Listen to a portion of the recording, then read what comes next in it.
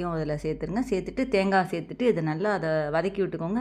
எண்ணெயெல்லாம் விடாமல் வெறும் ட்ரை ரோஸ்ட்டு அதை பண்ணணும். ட்ரையாக நல்லா வறுத்து அதை மிக்சியில் நல்லா அதை பொடி பண்ணி எடுத்து வச்சுக்கணும்.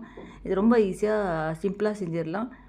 பிகினர்ஸாக இருக்கிறவங்களுக்கு அதனால தான் நான் வந்து இன்க்ரீடியன்ட்ஸ்லாம் நான் வந்து எல்லாமே எல்லா வீடியோஸ்லையுமே நான் வந்து காமிச்சிட்ருக்கேன். நீங்கள் நோட் பண்ணிட்டீங்கன்னா உங்களுக்கு செய்கிறதெல்லாம் ஈஸியாக இருக்கும். எதாவது டவுட்ஸ்னால் எனக்கு கமெண்ட் பாக்ஸில் கேளுங்க. இந்த இது கண்டிப்பாக செஞ்சு பார்த்துட்டு எனக்கு எப்படி வந்தது என்னங்கிறது சொல்லுங்கள். இப்போ அதை பார்த்தீங்கன்னா அது நல்லா வறுத்தாச்சு பாருங்கள். அது மிக்ஸி ஜாரில் அதை ட்ரான்ஸ்ஃபர் பண்ணிக்கலாம். இப்போ அதே பேனில் கொஞ்சமாக எண்ணெய் சேர்த்துட்டு கொஞ்சமாக கடலைப்பருப்பு, கொஞ்சம் உளுத்தம்பருப்பு இதில் சேர்த்துருங்க. சேர்த்துட்டு இப்போ அது கடுகு சேர்த்துடலாம். அடுப்பை நல்லா மீடியம் சைஸ்லேயே வச்சுட்டு இதை கிளறி விட்டுட்டே இருங்க. சேனல் இப்போ தான் ஃபஸ்ட் டைம் கீழே சப்ஸ்கிரைப் பட்டன் இருக்கும். அதை ப்ரெஸ் பண்ணிட்டு பக்கத்தில் இருக்கிற பெல் பட்டன் ப்ரெஸ் பண்ணி ஆல்ன்ற பட்டன் ப்ரெஸ் பண்ணிங்கன்னா தான் நான் போடுற வீடியோலாம் நோட்டிஃபிகேஷன்ஸாக வரும். இப்போ அதை பார்த்தா அது நல்லா அதை அப்படியே வதக்கி விட்டுடுங்க. இப்போ அந்த கத்திரிக்காய் வந்து கட் பண்ணி எடுத்து வச்சுருக்கேன். தண்ணியில் போட்டு அதை அதில் சேர்த்து